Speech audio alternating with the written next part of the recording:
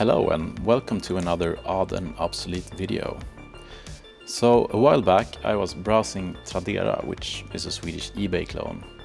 In fact, I think eBay actually owns Tradera nowadays. Well, anyway, this thing popped up and caught my eye. It's a Macintosh Classic, complete in the original box with all the original peripherals, floppies and manuals. It even came with the original StyleWriter printer. Now, I know the classics aren't super rare or anything, but it was a no shipping ad and in a kind of a remote area, which I happen to live close to. So there weren't many other interested bidders and I got it at a decent price. So let's unbox this thing and see what we've got.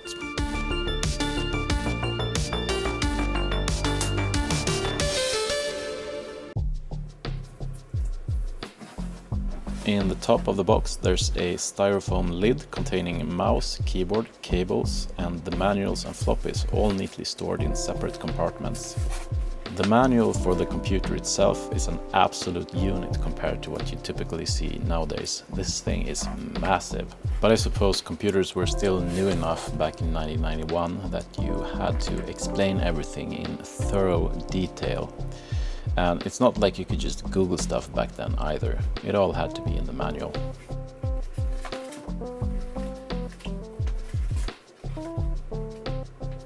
And underneath is another hefty chunk of manual. This one is for the printer. I'm not sure if it would have come in the same box as the Macintosh or separately with the printer. There's no space here for the actual printer at least, and when I got it, it was in a separate unbranded box. And then we have two binders with floppies, one containing all the Macintosh software, System 6 in this case, and the other one containing the software for the printer. In the binders are some printed license agreements as well. I suppose it's the usual license agreement crap that no one ever reads.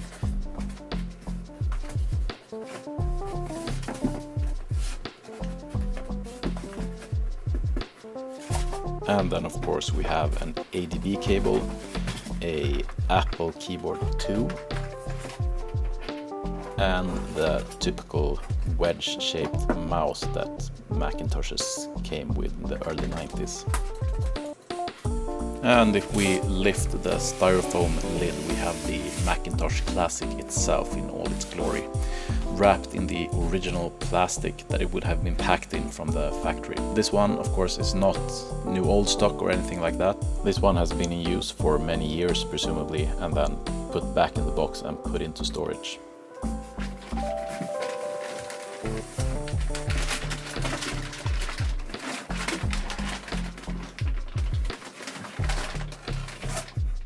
And here's the complete setup with the printer and everything.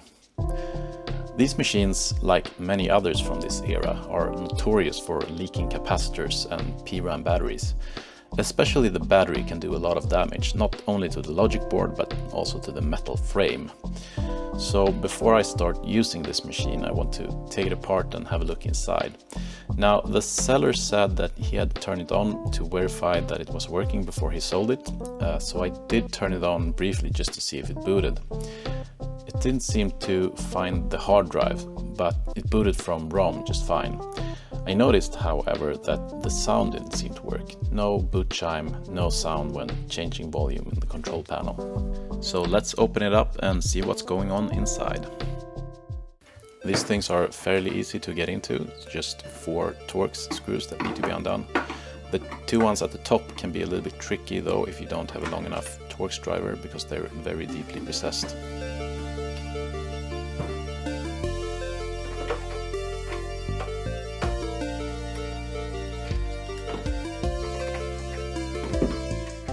Once all the screws are undone, it's just a matter of pulling the back cover off. I did that here by gently prying the 2 halves apart with a flat head screwdriver, while being very careful not to damage the plastic. Also, CRTs can be extremely dangerous if you don't know how to handle them correctly. So if you take one of these machines apart, make sure you know how to discharge the CRT and how to protect yourself properly.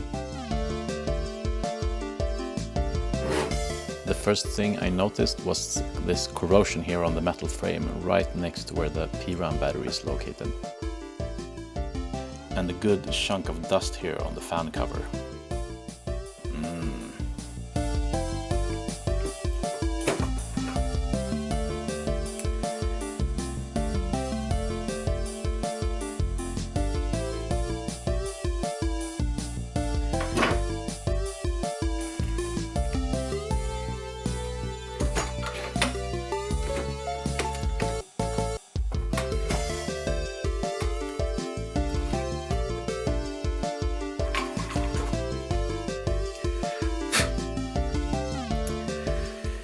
Yeah, so as I had suspected, the PRAM battery is not in good shape. It's not as bad as it could have been though. The board itself seemed to have survived pretty well, but the battery is completely destroyed and the battery holder has pretty much disintegrated. There was also electrolyte leakage around all of the capacitors, so they definitely have to be replaced. The analog board looked pretty much okay with no visible signs of bad capacitors, so I'm not gonna touch that for now. Maybe I'll recap it sometime in the future, but for now I'm just gonna leave it. And then of course I'm going to have to do something about the rust on the metal frame. But first let's replace all the capacitors. I'm using the twist and turn method here to get the old caps off the board. It worked excellent here, the caps came off easily and there was no damage to the pads.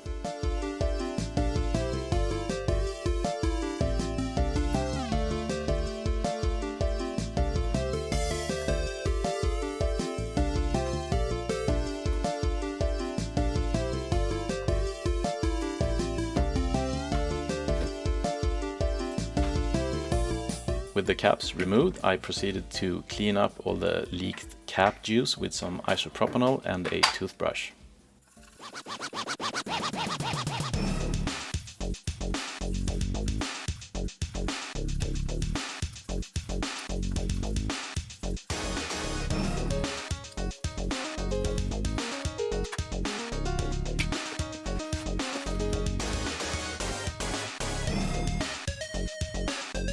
I then also desoldered the holder for the PRAM battery, but I didn't get a good shot of that, so it's not in the video. Here I'm adding some flux paste in order to clean up the pads and get rid of the what's left of the legs from the capacitors.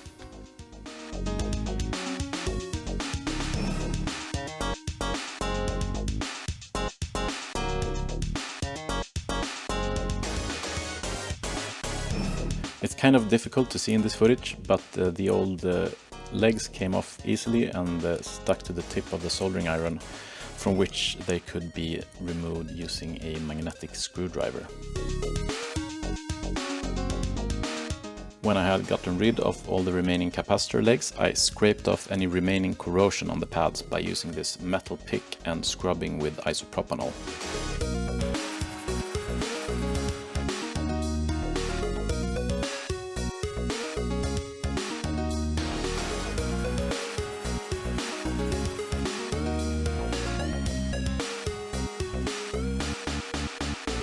Then I added some fresh flux paste and re-tinned the pads.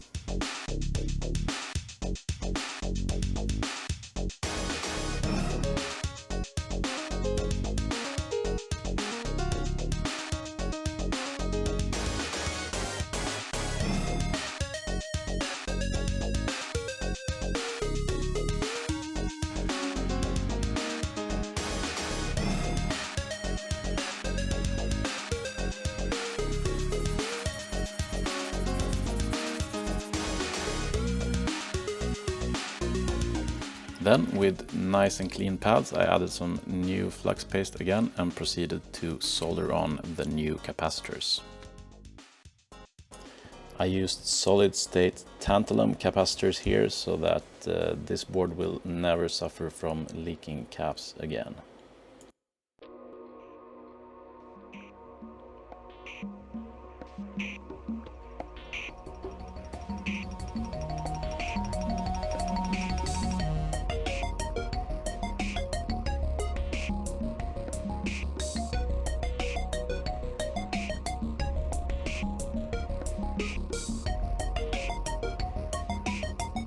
I also decided to resolder these diodes and a few other components.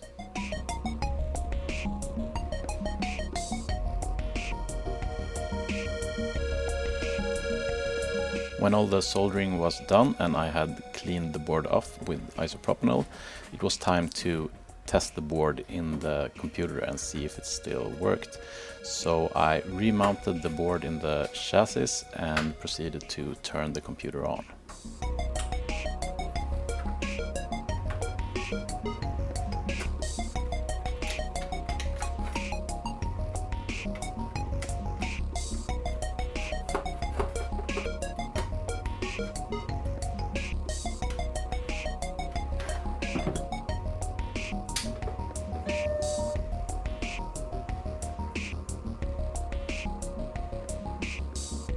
And to my delight, everything appeared to work perfectly, and this time I could even hear the startup chime, which wasn't present before. Yay! Alright, time to discharge again and disassemble the machine so that I can do something about the rust on the frame.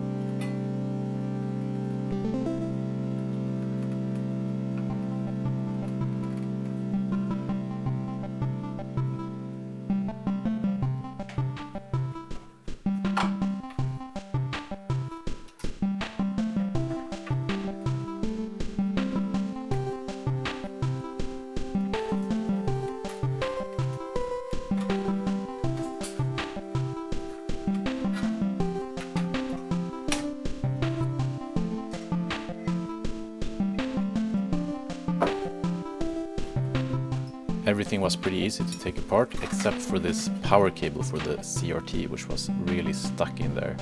I had to use a flathead screwdriver to pry it loose.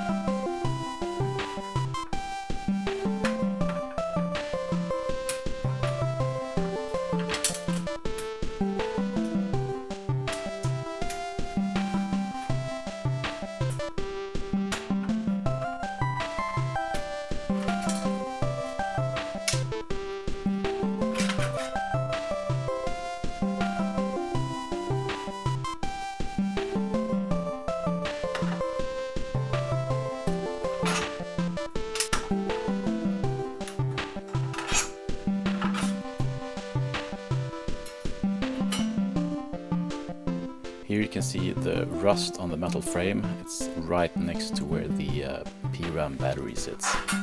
The first step was to clean away as much as possible of the rust using this rotating steel brush on a Dremel.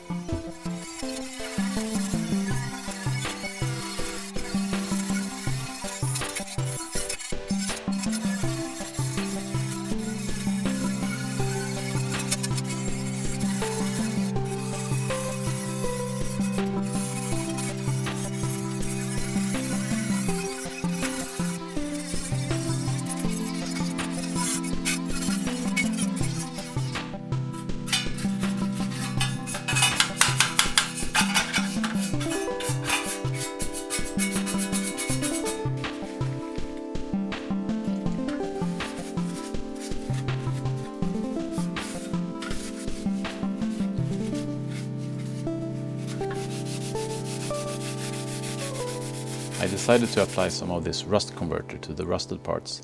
This was probably overkill. I could have just spray painted directly over the rust, but I was curious to see how well the rust converter would work.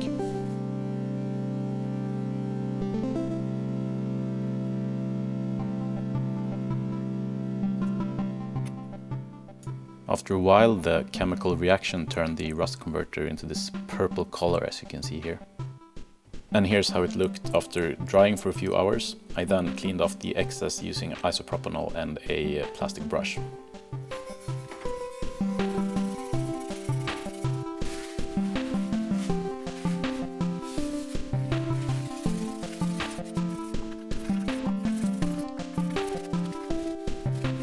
And here's the result. Pretty much no sign of rust as far as I can see.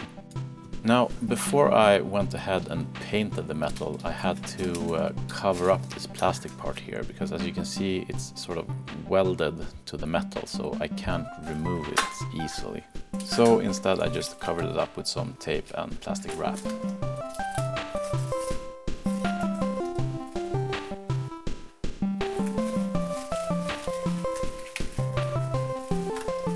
Then I commenced spray painting with this smooth silver metal paint.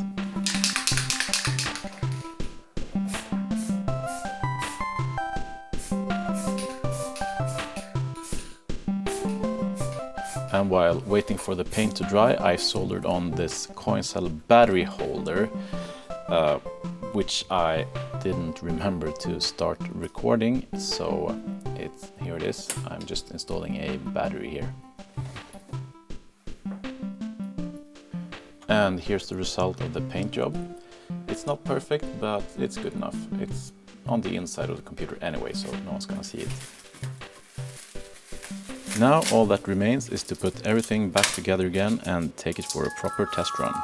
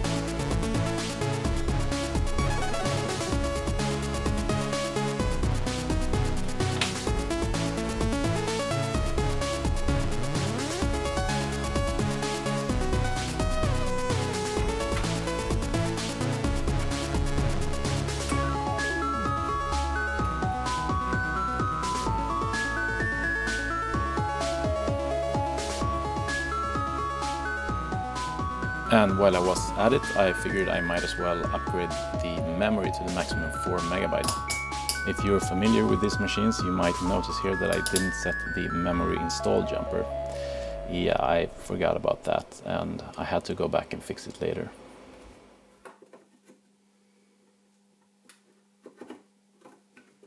Then I just made one more check before I put on the back cover to make sure that the machine started up correctly.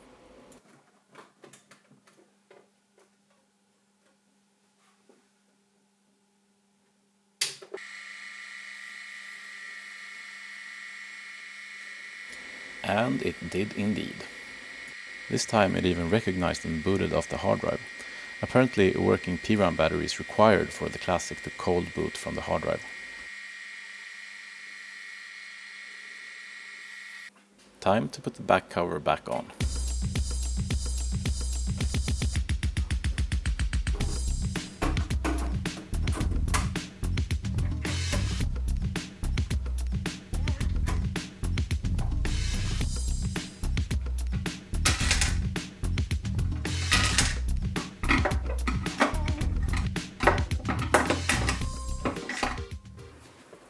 Okay, everything is assembled and set up, so let's take it for a spin.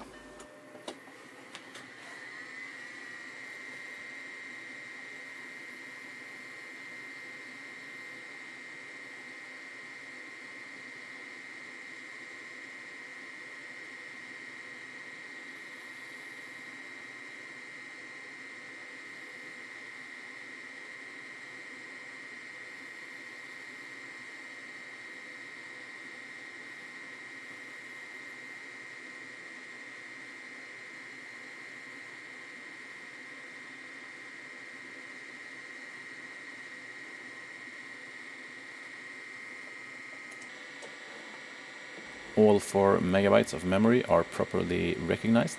Check. Various pieces of old software is installed on the hard drive, including Word 4.0.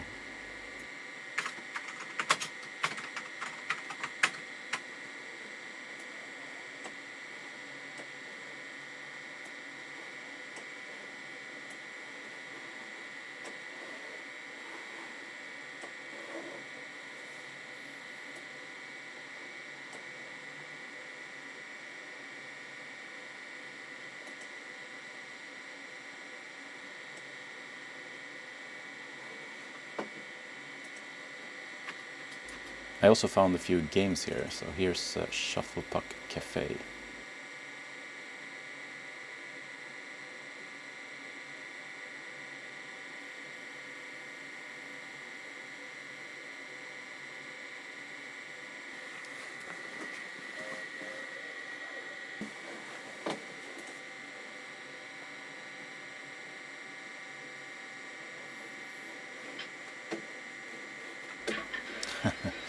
Man, this game is hard. I think I probably picked the hardest opponent too, so yeah, this didn't go so well.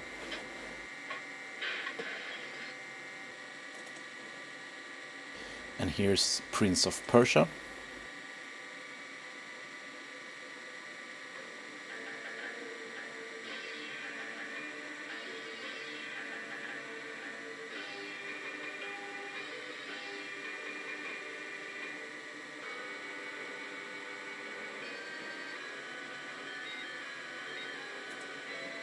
Another game that I don't really know how to play, but I tried.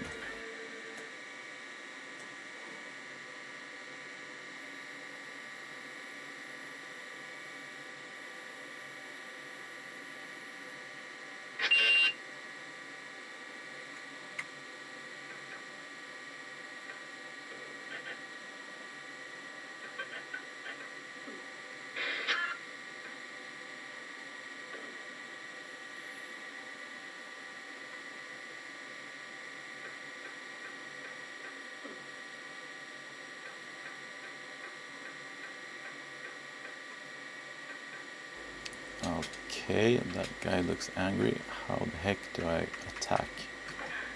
Nope. Alright, well. And apparently dying in Prince of Persia means you don't get to play anymore because the system crashed here. So yeah, I think I'm gonna take the hint and end the video here. I'd say the repairs were a success. The machine now boots from hard disk on every boot, sound works, and date and time is kept while the machine is powered off. The only slight issue is that the screen gets a little wobbly at times. I think that might be caused by the analog board, so I should probably recap that one as well, and perhaps see if I need to adjust voltages, but I'll leave that for another video. So thanks for watching, and if you liked this video, consider subscribing to my channel. There will be more like it in the future. Take care now, over and out.